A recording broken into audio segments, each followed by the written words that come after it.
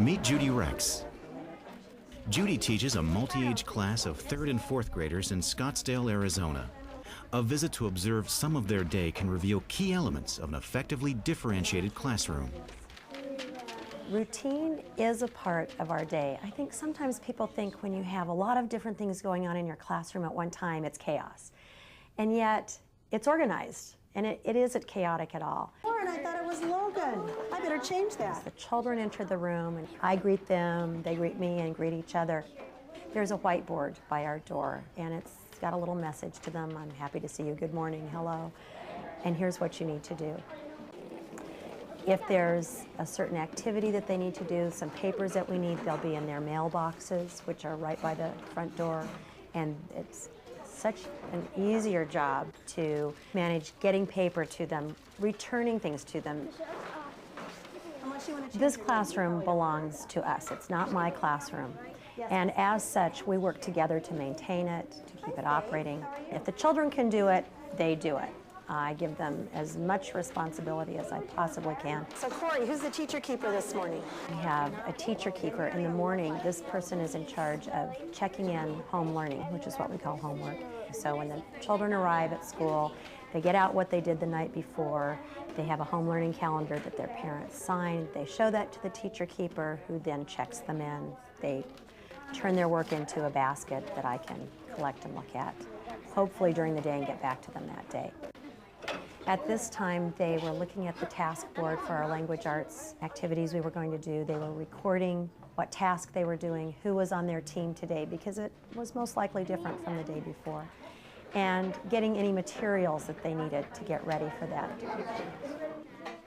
A lot of them finished that and still had time before we were actually going to begin our day together.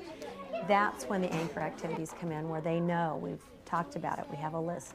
I could work on spelling, I could read a book, I could work on my pen pal letter, maybe that project I was working on, I could go get that book and look at it. There's always something to do, so there doesn't have to be that downtime. Good morning, friends. Wow, you've been so productive this morning. That's awesome.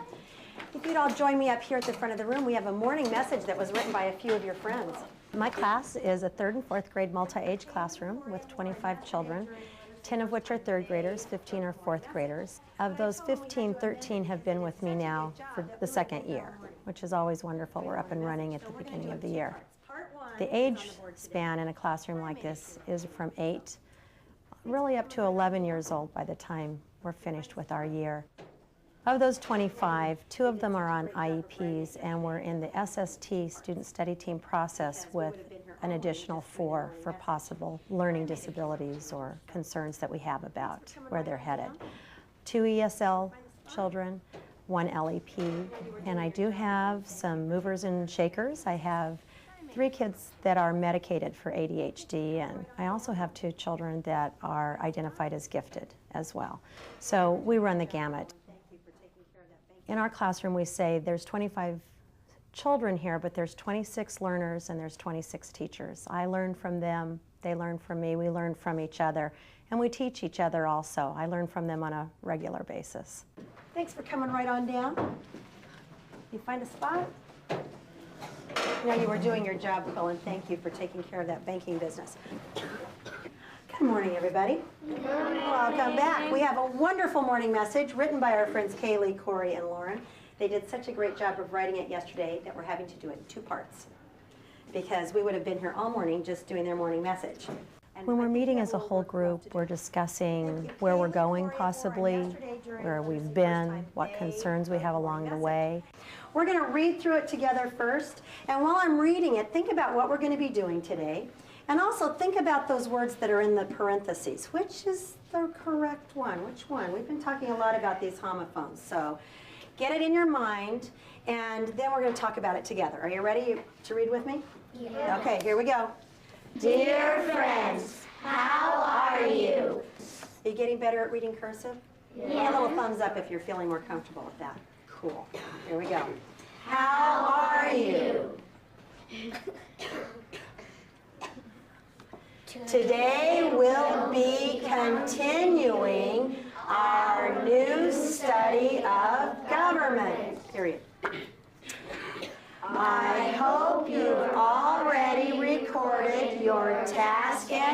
routine, as well as getting the papers from your mailbox.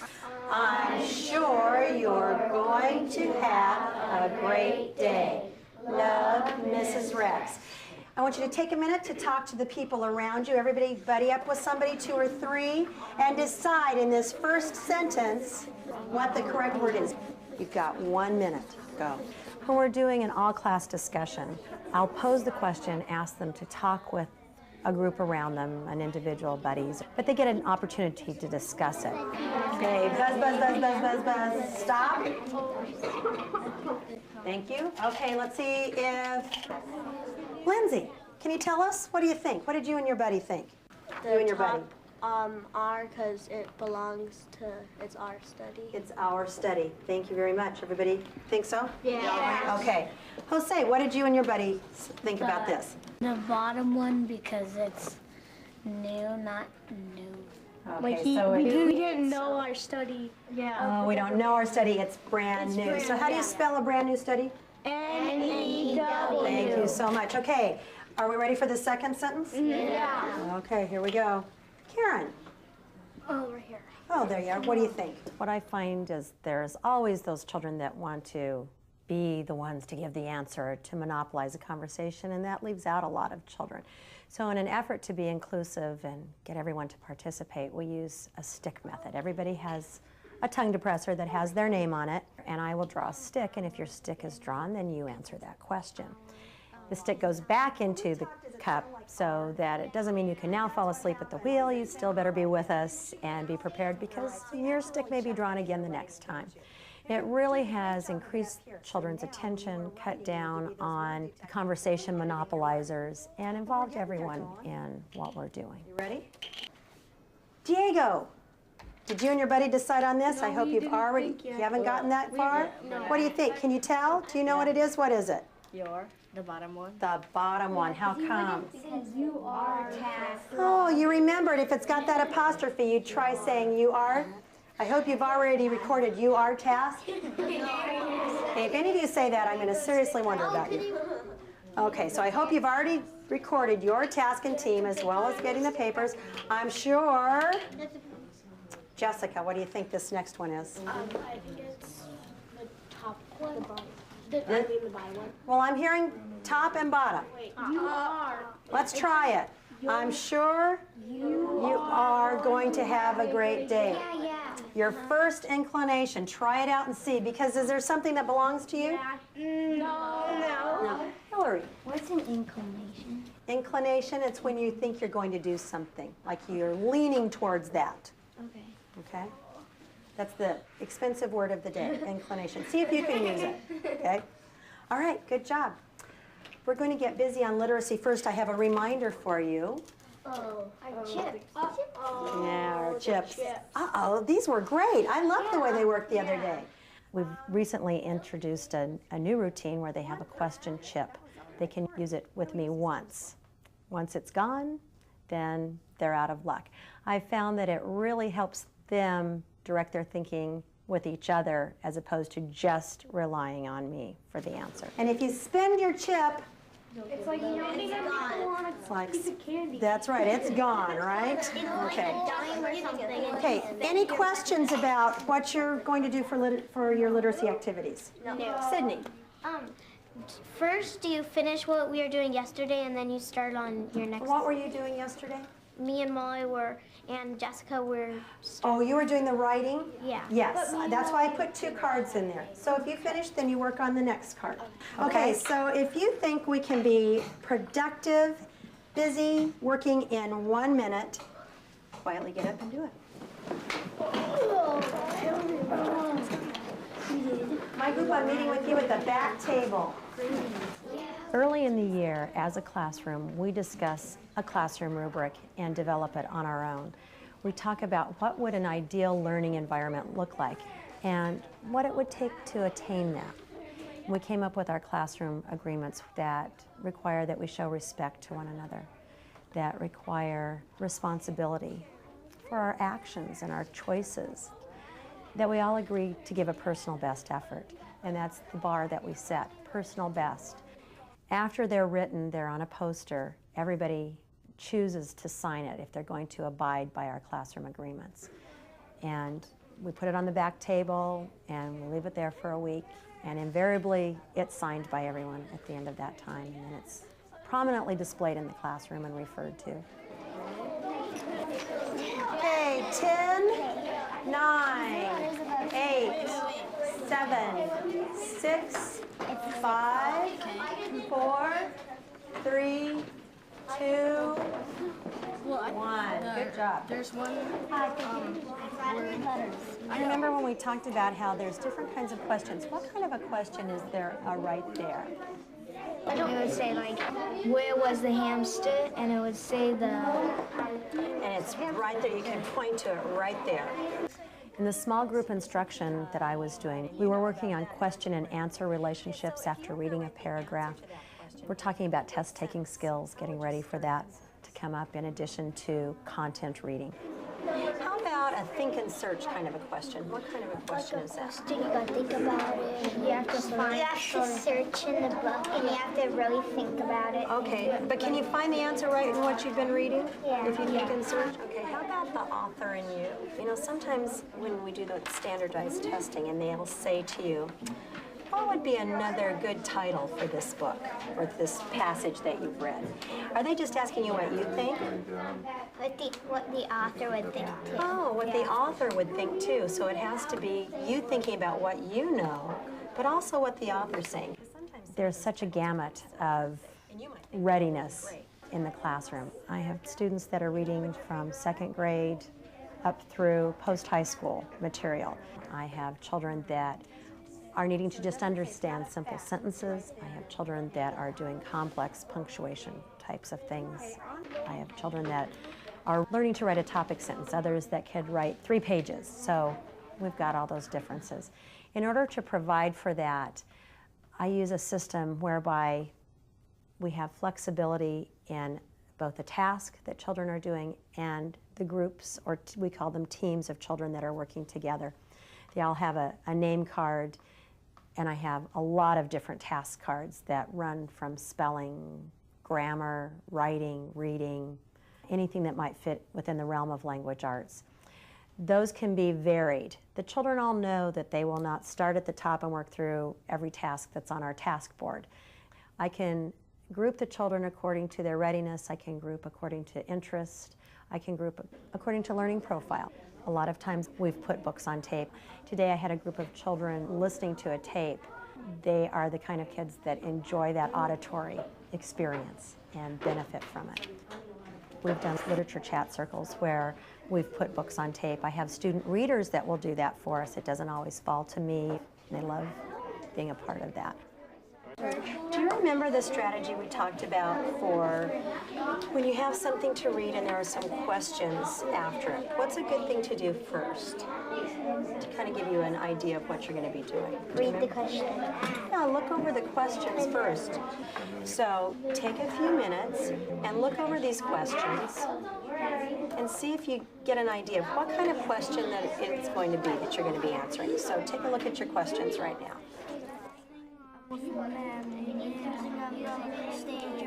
Some people in other places still use straws to protect from the sun. Okay, so if you were going to write the answer to that question in a complete sentence, how would you start that sentence? The first laws were used by the Egyptians to block the sun. And you could make it into the first part of your sentence. What a great idea. That's what you did, isn't it, Brant? You could take part of the question, make it into the first part of your sentence. I'd like you to talk with each other about what kind of questions these are. And maybe right out here to the side you could put, like we decided together that number 2 is a right there kind of a question. You can put your finger on the answer. Talk to each other about what you think, and I'll be back in a few minutes to check in on you. Usually if I'm working with a small group, I'll work with them, get them going on something, and then float around the classroom to just do a spot check, see how people are doing, put out any fires, answer any questions that might have arisen. And then I can go back and check in with the group that I was working with. What was your right there question? There were girls who are now taking it a step further and working on their own to read a literature selection of their own choosing. and develop some of those question and answer relationship problems that we did together yesterday. Author and you would be like, I have another name for the book. Okay. And on my own, remember yesterday, do you have an umbrella? Yeah. Because we don't spend a lot of time in teacher-directed activities, because most of what we're doing on a daily basis is students doing and making meaning of things, I find that that gives me time to get around and work with students. The challenge is in getting to all of them, and that doesn't happen every day with the number of students in a classroom. It's impossible. I wish that it weren't, but it is. So within the week, I will set up certain times, and if I see that I haven't met with these kids, I make sure that I do. Okay, sewing machine, sewage. I had a group of children working on making big words. These are children that have a pretty good grasp of spelling, that have a need for doing some problem solving. Severe. Severe, yeah. Severe's one. Sometimes need to challenge themselves a little bit more than they do. Oftentimes I use making big words with a group that's just having difficulty. We were working on phonics-based information. These I used it with as a challenge, as more a puzzle and problem-solving activity, and they were working together. They were also using dictionaries and a thesaurus to come up with words. What do you think it could? This is really hard. Okay. So how's it going, girls? Are you still working on your writing from yesterday? So Molly, you're working on your final copy? How did you organize your ideas? Are you going to write it as a list still, or are you going to write it in paragraphs as a list? Okay, so what kind of editing have you done? Okay, There was another group that was continuing an activity that they began yesterday and didn't have enough time to finish. They had a writing prompt they were very excited about. So they were finishing that. As they finished that, they were beginning to read some poetry, find some rhyming words. This is a group that really needs to work on some pretty basic writing skills, and that's why they were doing those tasks. During language arts, I was finding that children were having difficulty self-selecting books, and I had gone to a conference where they had suggested this, and I latched onto this idea immediately, and it's worked beautifully. We have organized our books in crates, and they have colored stickers on them, and they have to do with how challenging a book might be for someone. Blue are the easiest readers. They go all the way up to an orange, which would be probably at a 7th or 8th grade reading level.